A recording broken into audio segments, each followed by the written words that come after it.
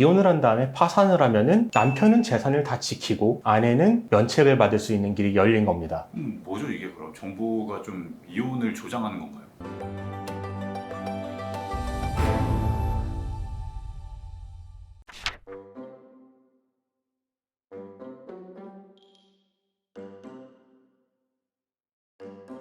개인 회생이나 파산까지 좀 찾아오시는 분들은 네. 아무래도 이혼을 이미 했거나 네. 이혼을 할 계획이거나 이런 분들이 좀 많으실 것 같은데 맞나요? 네, 그런 사람의 비중이 많습니다. 근데 좀 헷갈리는 것들이 좀 많이 있는 것 같아요. 배우자의 재산은 네. 뭐 어떻게 되는지, 그리고 네. 이혼하는 게 뭐 유리한지 아닌지 네. 이런 거를 좀 명쾌하게 네. 이혼에 대해서 한번 정리를 한번 해주시면은. 네. 2023년도 8월에 굉장히 유의미한 대법원 판결이 나왔는데 그 내용을 간단하게 설명을 드리자면은 어떤 부부가 이혼을 했습니다. 이혼을 하고 배우자 한 사람이, 그러니까 당사자라고 할게요. 이 당사자가 파산 신청을 했는데 면책 결정 단계에 가서 이 사람이 이혼을 하면서 재산분할 청구권을 행사하지 않은 것이 문제가 된 것입니다. 보통은 우리가 재산분할 청구권을 행사하면은 절반은 내 재산으로 가져올 수 있다고 이런 회생이나 파산 절차에 있어서는 보거든요. 근데 그것을 행사하지 않았기 때문에 이거는 면책 불허가 사유다라고 해서 1심 법원과 항고법원에서는 면책 불허가 결정을 내렸습니다. 재산분할 청구권을 하면은 내 재산으로 인정이 되는데 그렇죠. 그거를 안 해서 그냥 재산이 없는 상태로 약간 네. 좀 블러핑 아닌 블러핑. 어떻게 보면은 재산 은닉과 비슷한 그렇죠. 결과죠. 채권자한테 돌아갈 수 있는 재산이 못 돌아갔으니까요.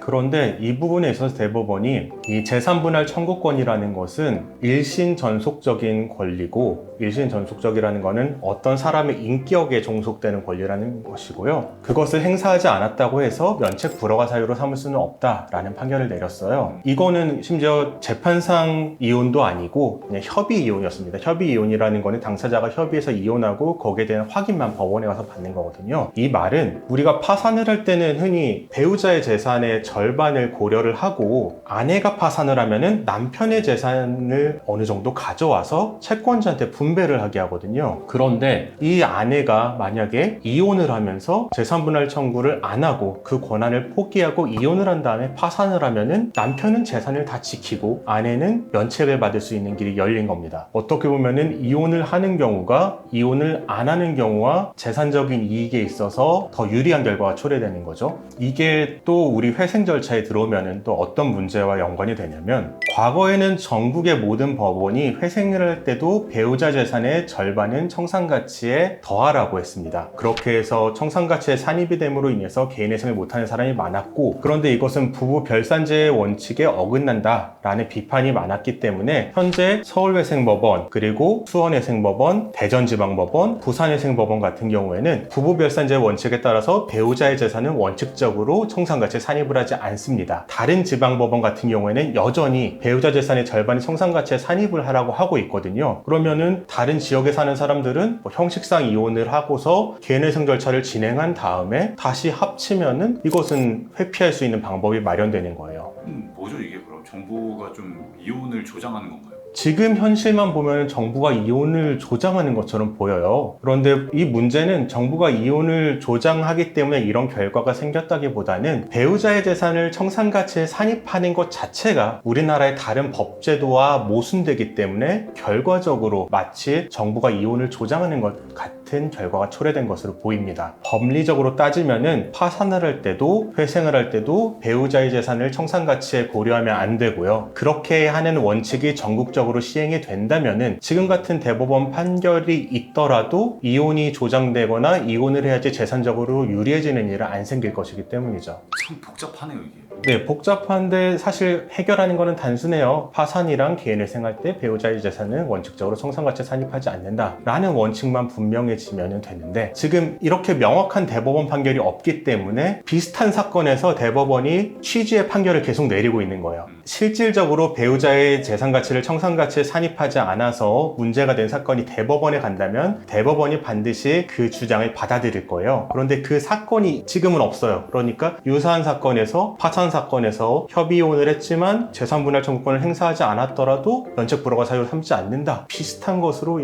대법원 판결이 계속 모아져 가고 있는 거죠. 그러니까 이러나 저러나 뭐 아직까지는 이런 상황에서는 이혼을 정말 좀 해놓고 회생하고 다시 네. 합치든 그게 어쨌든 지금은 좀 유리한 지금에서는 네, 현실적으로는 그게 유리한 방향이 돼버렸습니다. 그러면은 변호사님한테 상담 왔을 때 네. 이런 부분들을 좀 허심탄회하게 말씀을 좀 해주시나요?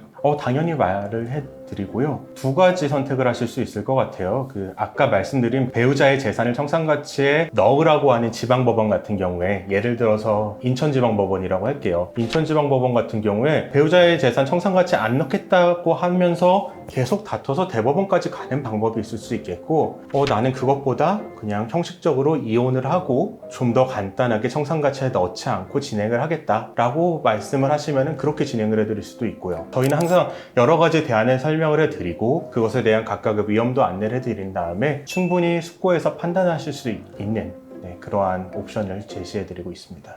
최근에 대법원 판례 경향을 보면은 회생이나 파산 절차에 있어서도 부부 별산자의 원칙을 기본적으로 원칙적으로 따라가는 태도를 보이고 있습니다. 그럼에도 불구하고 현재도 일부 지방법원 같은 경우에는 배우자의 재산을 청산가치에 왜 산입하지 않느냐라는 보정명령, 보정권고를 내린 경우가 많은데요. 이런 경우에는 끝까지 다퉈서 대법원까지 가서 판결을 만들어보는 방법이 하나가 있을 수 있겠고요. 그런 것이 조금 번거롭다 그러면 형식적으로 이혼을 하시고 진행을 하셔도 청산가치에 산입이 되는 것을 피할 수 있을 것으로 보입니다. 이러한 점 참고하셔서요. 배우자의 재산이 많다고 해서 개인회생이나 파산을 하는 것을 두려워하지 않으셨으면 좋겠습니다. 감사합니다.